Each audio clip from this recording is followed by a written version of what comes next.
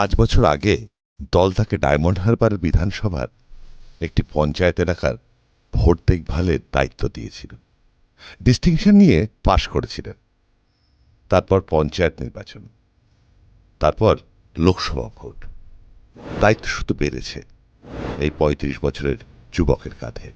2026-এ এসে তিনি শুধু একটি বিধানসভা কেন্দ্রের বিধায়ক পদের প্রার্থীই নন, আরও 2টি বিধানসভার অবজারভারও বটে। দল ভরসা রেখেছে, আর তিনি শাটলককের মতো এক বিধানসভা থেকে আর এক বিধানসভা ঘুরে বেড়াচ্ছেন। 3টে সিটেই তার পাখির চোখ। একটুও ফসকাতে রাজি নন টার্গেট।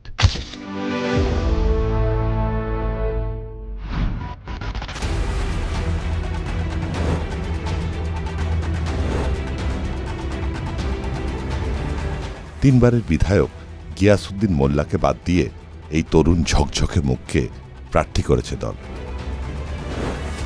মগরাহাট পশ্চিম কেন্দ্রে গ্রামীণ এই এলাকা, 12টি পঞ্চায়েত নিয়ে প্রায় 85% মানুষই গ্রামে বাস করে।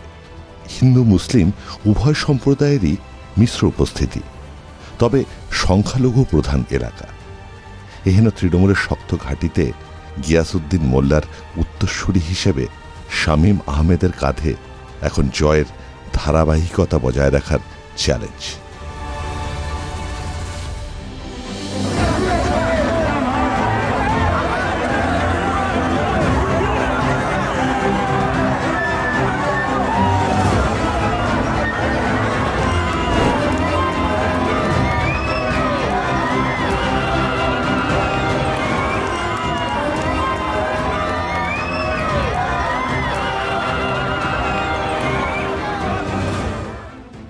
জনসংযোগ আর সংগঠনের ককটেলে বাজিমাত করতে চান তিনি।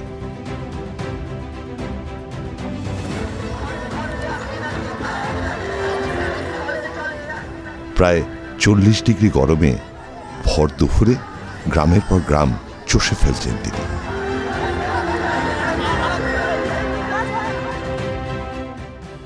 ছোট ছোট অলি গলি কিছুই বাদ রাখছেন না। এক গ্রামের পর আবার আরেকটি গ্রাম। এনার্জিতে কোনো ঘাটতি নেই। জনতা জনার্দন কথাটার সারমর্ম বোঝেন তিনি। মগরাহাট পশ্চিম যতই শক্ত ঘাঁটি হোক না কেন, জনসংযোগে 1 ইঞ্চিও খামতি রাখছেন না। হাসি মুখে কথা বলছেন গ্রামের লোকদের সঙ্গে। মাঝে দলীয় লোকজনদের আবদারে দাঁড়াতে হলো একটু। দলীয় সমর্থকদের পেপটক দেওয়ার পর আবার পাশের গ্রামে ঢুকে পড়লেন। প্রায় 2 কিলোমিটার হেঁটে শেষ করলেন জনসংযোগ। ভোটারদের মন বুঝতে নিজেই কথা বলছেন, কোনো কিছুই বাদ রাখছেন না।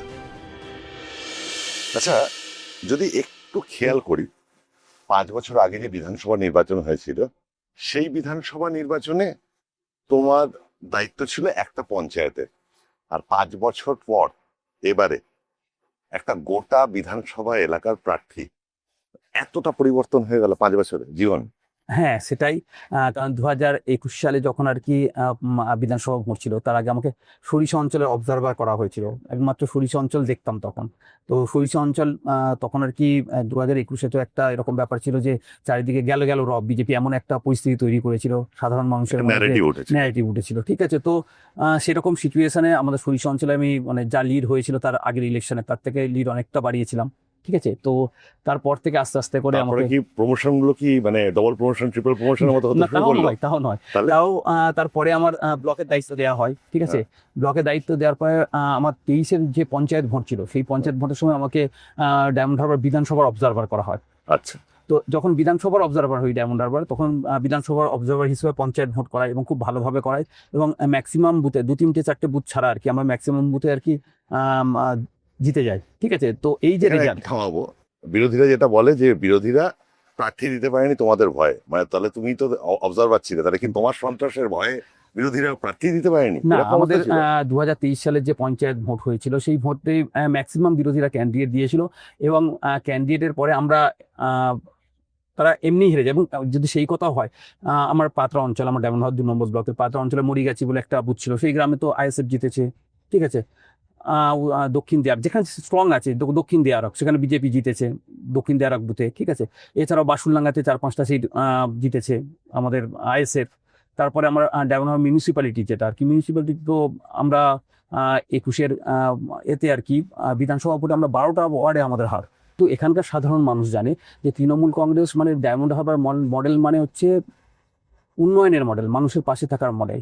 আমার সাংসদ শ্রী অভিষেক বন্দ্যোপাধ্যায় ডায়মন্ড হারবার লোকসভার উপরে যা গভর্নমেন্ট প্রকল্প আছে যেগুলো দিদি করেছেন সেগুলো ছাড়াও আলাদাভাবে যে কল্পতরু থেকে আরম্ভ করে এক ডাকে অভিষেক থেকে আরম্ভ করে শ্রদ্ধার্ঘ্য থেকে আরম্ভ করে সর্বশেষ যেটা আমাদের আপনারা জানেন হয়তো সেবাশ্রয়, তো এই যে প্রকল্পগুলো কন্টিনিউয়াস করে গিয়েছেন মানুষের জন্য, তো সেই জন্যই ডায়মন্ড হারবার মডেল। এবং সেটা সাধারণ মানুষ জানে। বিরোধীরা কি বলছে সেটা বড় ব্যাপার না, কারণ বিরোধীদের বলতে হবে এখানে তাদের সংগঠন তারা কেউ নেই, মানুষ তাদের সঙ্গে নেই, তো তারা সংগঠন করতে পারে না স্বাভাবিকভাবে। মানুষ যদি তাদের সঙ্গে না থাকে কিভাবে সংগঠন করবে, তো কিছুটা একটা বলতে হবে, সেই জন্য এগুলো বলে। না, কিন্তু এবার আর একটা জিনিস যদি দেখি যে আমি মগরাহাটে, যেখানে তুমি মগরাহাট পশ্চিমে তুমি দাঁড়িয়েছো, সেখানে আমি ঘুরে দেখছিলাম, আমি তৃণমূল কংগ্রেসের দেওয়াল লিখন আর পতাকা ব্যানার ফেস্টুন বাদ দিয়ে অন্য কোনো দলের মানে খুঁজেও পেলাম না। হয়তো একটা দুটো খুঁজলে হয়তো পাওয়া যাবে, সাংঘাতিক খুঁজতে হবে, মানে দূরবীন নিয়ে খুঁজতে নামতে হবে। মানে এটা কি এটাও কি তোমাদের চাপ? এটা এসআইআর এর জন্য মানুষ, সাধারণ মানুষ যখন আর কি বিজেপির প্রার্থী প্রচারে যাচ্ছে, সাধারণ মানুষ তাদেরকে কোশ্চেন করছে যে এই যে নাম, মানে কারণ মগরাট পশ্চিমে 12,874টা নাম শুধু লজিক্যাল ডিসক্রিমিনেশন পরে আর কি কাটা গিয়েছে। তো তাদের তো একটা কোশ্চেন থাকবে।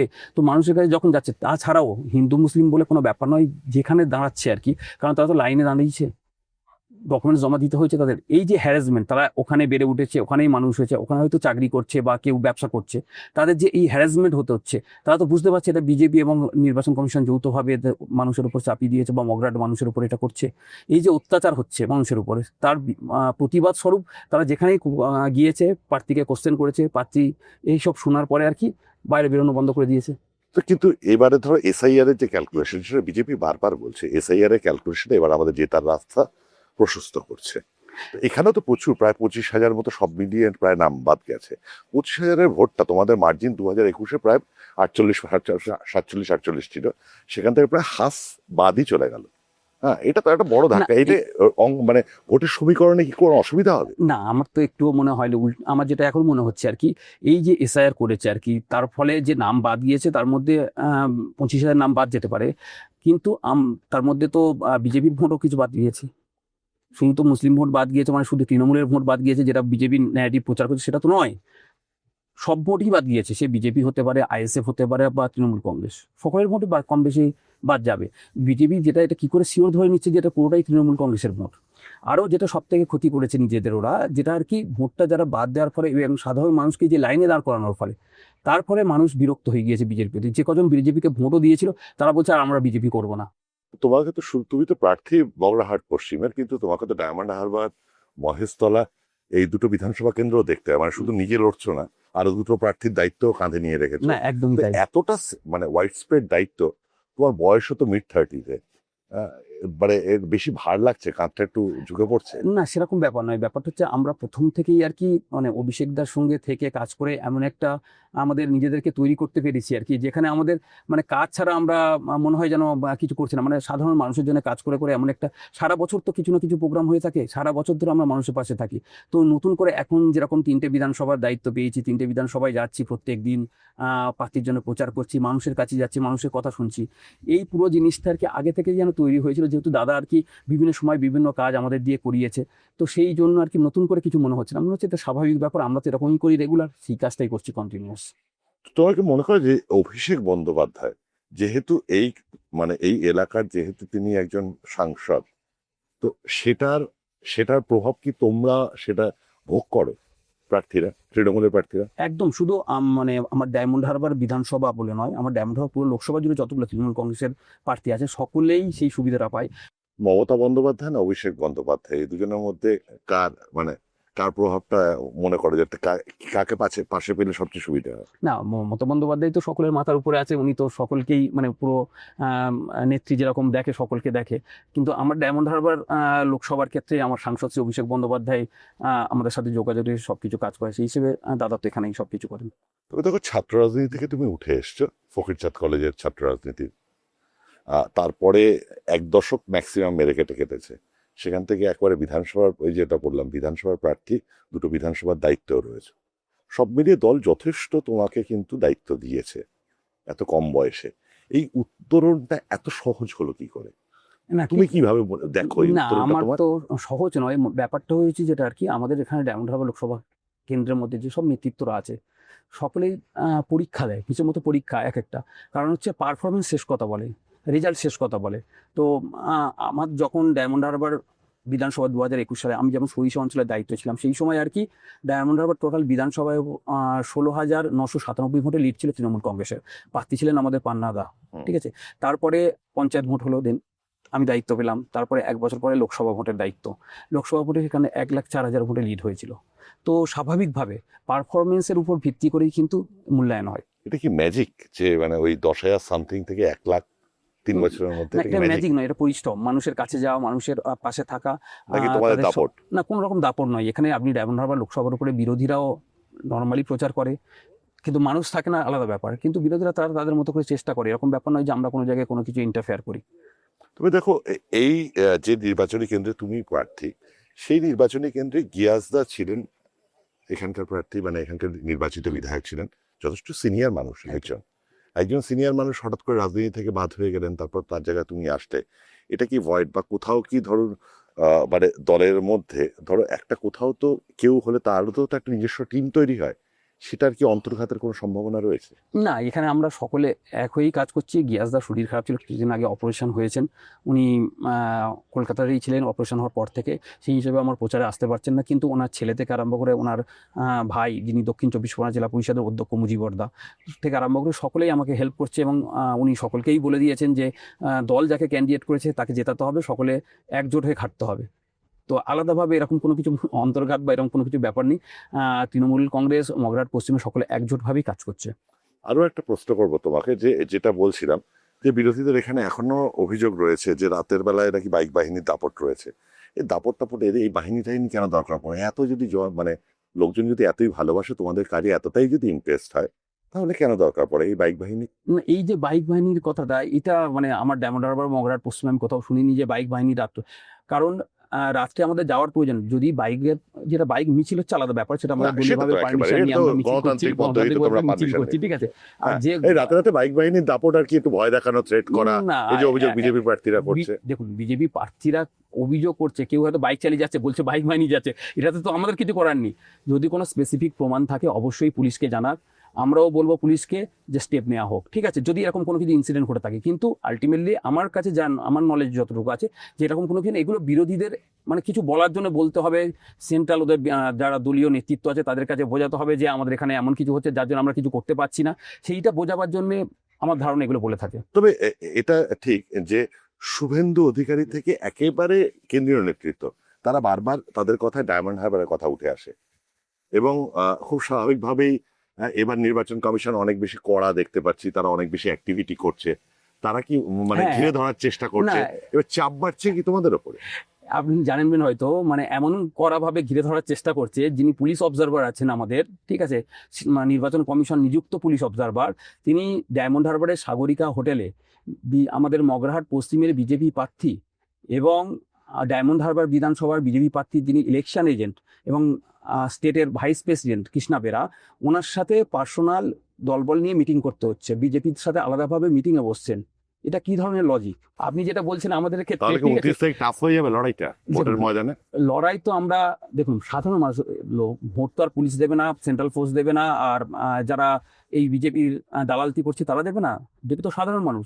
সাধারণ মানুষ কিন্তু তৃণমূলের পক্ষে, সারা পশ্চিমবঙ্গে যেমন, মগরাহাট পশ্চিমেও তেমন, ডায়মন্ড হারবারও তেমন। সাধারণ মানুষের ভোট অভিষেক বন্দ্যোপাধ্যায়, মমতা বন্দ্যোপাধ্যায়ের পক্ষেই পড়বে। তুমি খুবই নবীন প্রার্থী সে অর্থে দেখতে গেলে এবারে বিধানসভায়, তো তোমার যারা ভোটার রয়েছে তাদের ভরসার জায়গা তুমি কেন হয়ে উঠবে, তোমার কেন মনে হয়? না, আমি 24 ঘন্টা তারা যখন ডাকবে তখন পাবে, যে কোনো বিপদ আপদে সবসময় আমাকে পাশে পাবে, এবং পেয়েওছে। ডায়মন্ড হারবার বিধানসভার মানুষজন দেখেছে, পেয়েছে, ঠিক আছে। এবং যে কোনো ডেভেলপমেন্টের কাজ আমি চাই তো, মানে অন্যান্য যারা যেখানে যা হচ্ছে আর কি, তার থেকে যতটা ফাস্ট করানো যায়। তো সেই জন্য মানুষ কি জন্য আমাকে বিশ্বাস করবে, একটাই কারণে, কারণ তাদের সঙ্গে থাকবো। আমি পারি, কতটা পারছি সেটা বড় ব্যাপার না, তাদের পাশে থাকাটাই বড় ব্যাপার। আমি সবসময় তাদের পাশে থাকবো, এবং সারাটা দিন মানে যখন ডাকবে, সেই রাত 2টোর সময় যদি ফোন করে বলে যে দাদা আমার কোনো কিছু সমস্যা হয়েছে, হসপিটালে অ্যাডমিশন করাতে হবে, তার জন্য যেমন থাকবো।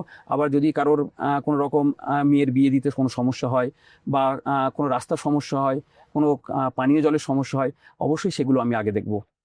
এবারে ভোটে আরেকটা জিনিস আমরা খেয়াল করছি, সেটা হলো সেন্ট্রাল যারা পুলিশ অবজারভার রয়েছেন বা মানে ইসিআই এর পক্ষ থেকে, তারা প্রচুর ট্রাবল মেকার হিসেবে প্রচুর লোককে লিস্ট করেছে। তোমাদের মগরাহাট পশ্চিমেও প্রচুর নাম রয়েছে, আমি খেয়াল করছিলাম, লিস্ট আমি খোঁজ করছিলাম। তো এরকম ট্রাবল মেকাররা অবভিয়াসলি, যেটুকু বোঝা যাচ্ছে বা তোমাদের দলের পক্ষ থেকে যেটা বলা হয়েছে, বেশিরভাগই তোমাদের দলের সঙ্গে তারা যুক্ত।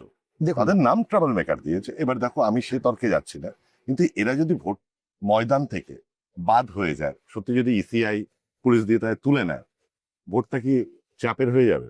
না, আমি বলি একটা কথা। প্রথমে হচ্ছে আপনি দেখবেন যদি যে এতে আর কি নামগুলো এসছে, তাতে দেখা যাবে সবকটা নামই তৃণমূল কংগ্রেসের যারা নেতৃত্ব আছে তাদের নাম, 4জন হোক, 5জন হোক, 6জন হোক, যারা ভোট করায় তাদের নাম। কি কারণে নাম? বিজেপি লিস্ট করে দিয়েছে ইসিআইকে, ইসিআই সেটা পাঠিয়েছে। তো আলটিমেটলি ইসিআই তো পুরোপুরি বিজেপি হয়েই কাজ করছে এবং পুরো দালালতি করছে। তো যেটা ব্যাপার হচ্ছে, বিজেপি যাই চেষ্টা করুক, যেভাবেই চেষ্টা করুক, কোনো কিছু এফেক্ট করবে না। মানুষ ভোট দেবে তৃণমূল কংগ্রেসকে জোড়াফুল চিহ্নে, এবং মমতা বন্দ্যোপাধ্যায়কে আবার মুখ্যমন্ত্রী হিসেবে দেখতে চাই, সেই হিসেবেই ভোট দেবে। কে থাকলো কে গেল কিচ্ছু এসে যায় না। বয়স 35, রাজনীতি শুরু কলেজ থেকে, খুব দ্রুততার সঙ্গেই উত্থান। খুব কম বয়সেই দলের বিধানসভার প্রার্থী। নিজের ঝকঝকে তারুণ্যের ইমেজকেই সামনে তুলে ধরতে চান। জনসংযোগ প্রচারের পাশাপাশি সংগঠনেও জোর দিচ্ছেন। দুপুরে দলীয় কার্যালয়ে বসে পড়ছেন দলীয় কর্মীদের সঙ্গে, কথা বলছেন, সহকর্মীদের কাছ থেকে খোঁজ নিচ্ছেন স্থানীয় পরিস্থিতির। প্রয়োজনে পরিকল্পনা করে দিচ্ছেন দলীয় কর্মীদের, কিভাবে ভোটারদের কাছে পৌঁছানো যাবে, বা কিভাবে ভোটের দিন গুটি সাজাতে হবে। আবার সময় পেলেই দলীয় কর্মীদের নিয়ে এলাকায় বেরিয়ে পড়ছেন। নিজেই বাইক চালাচ্ছেন, বাইক মিছিল নিয়ে চষে ফেলছেন এলাকা। সব মিলিয়ে গত বছরগুলোর মার্জিনে ভরসা রাখছেন। ভোটের সিলেবাসের প্রতিটি পাতা নিজেই পড়তে চান। শামীম মাহমুদ।